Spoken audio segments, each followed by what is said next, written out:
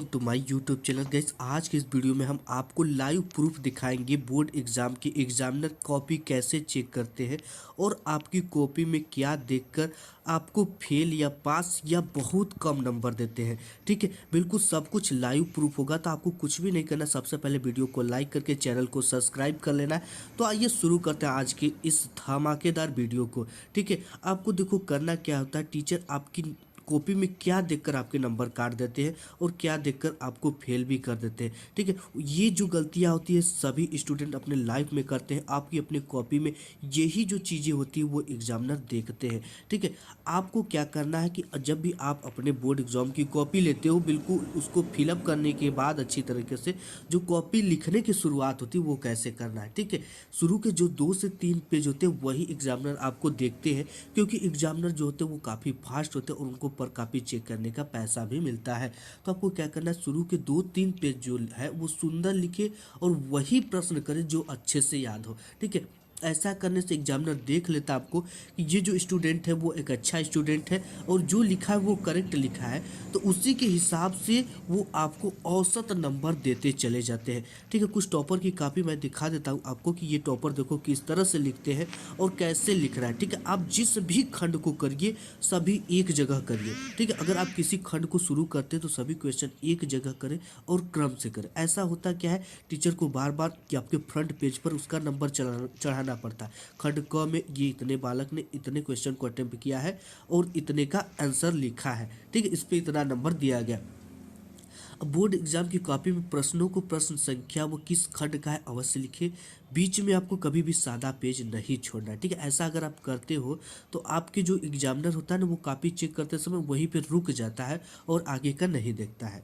और साथ ही साथ बात करें कि जो प्रश्न आपको आधा आता है उसका भी आंसर आपको बोर्ड एग्जाम में लिख कर आना है और जो बिल्कुल नहीं आता उसका भी लिखना है। ये कैसे लिखना है, आपको जो आधा आता है उसको लिख देना है और उससे रिलेटेड कुछ भी कीवर्ड पता है तो उसको लिख देना है। कुछ स्टूडेंट देखो गलती क्या करते हैं कि क्वेश्चन नहीं आता तो यहाँ पे वीर केन पूज्यते हेडिंग डाल के वो मेरे दिल के बीच जो भी है, ये आप खुद पढ़ सकते हो कि ये स्टूडेंट कैसा लिख रहा है। इसके साथ ही साथ और भी स्टूडेंट जो होते हैं नहीं आता क्वेश्चन तो चिट्ठी दूजा सर के पास, सर जी की अर्जी फेल करे या पास, गुरु जी को काफ़ी खोलने से पहले नमस्कार शुरू गुरु जी पास कर दो। ऐसे चीज़ें लिखने से कभी टीचर पास नहीं करता। जब तक आप कुछ नहीं लिखोगे, जब तक आप उससे रिलेटेड कीवर्ड नहीं लिखोगे तब तक कोई टीचर नहीं पास करता।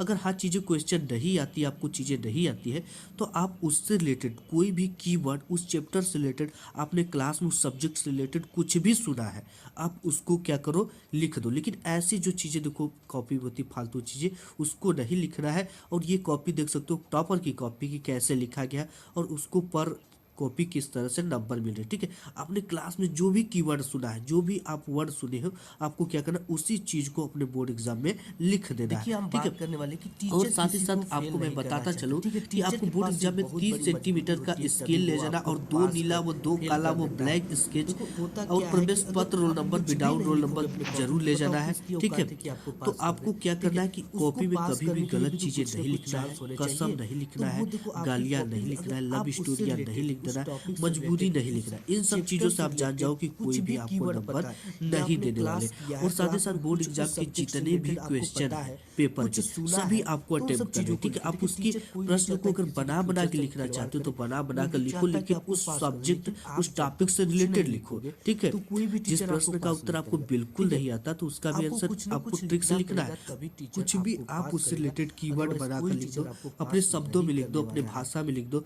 आप उससे रिलेटेड क्लास में जो सुने उसको लिख दो। लेकिन हाँ, जब तक नहीं लिखोगे तब तक एक नंबर भी आपको बोर्ड एग्जाम में नहीं मिलने और वाला ये है। आप ठीक है, चाहो कि हम कॉपी में खूब सारा पैसा लगा दे और टीचर से अनुरोध कर दे कि टीचर मुझे पास कर दो, 10,000 भी आप लगा दोगे ना तो भी आपको 1 रुपया नहीं मिले। ये देखो बंदा कॉपी में पैसा लगाया लेकिन अगर ये नहीं लिखता तो इसको एक भी नंबर नहीं मिलता, क्योंकि जो आपकी कॉपी चेक होती है वो सीसीटीवी के निगरानी में होती है।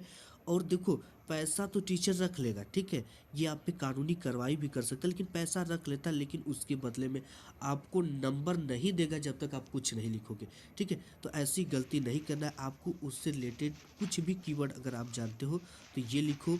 देखो मैंने आपको टॉपर की कॉपी दिखाई है, ठीक है, क्योंकि आपको एक प्रश्न हल करने के बाद 2 से 3 लाइन ज़रूर छोड़ देना है, ठीक है? इससे होता क्या है कि कॉपी देखने में तो अच्छी लगती है और टीचर समझ जाता है कि ये क्वेश्चन बंदा ने इसी जगह पर एंड कर दिया है, ठीक है? और इसके साथ ही साथ अगर आपको अपने कॉपी के सभी पेज पर रोल नंबर अवश्य लिख देना है।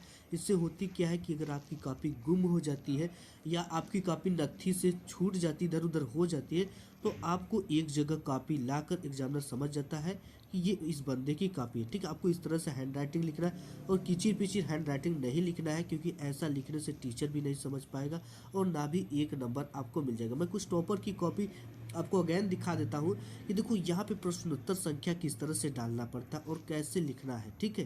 देखो, प्रश्नोत्तर संख्या डालने के बाद एक से एक लाइन छोड़ दिया गया, इसलिए छोड़ा गया है कि काफ़ी देखने में अच्छी लगे और एग्जामिनर समझ जाए कि इसके बाद बंदे ने नेक्स्ट क्वेश्चन को सॉल्व किया है, ठीक है?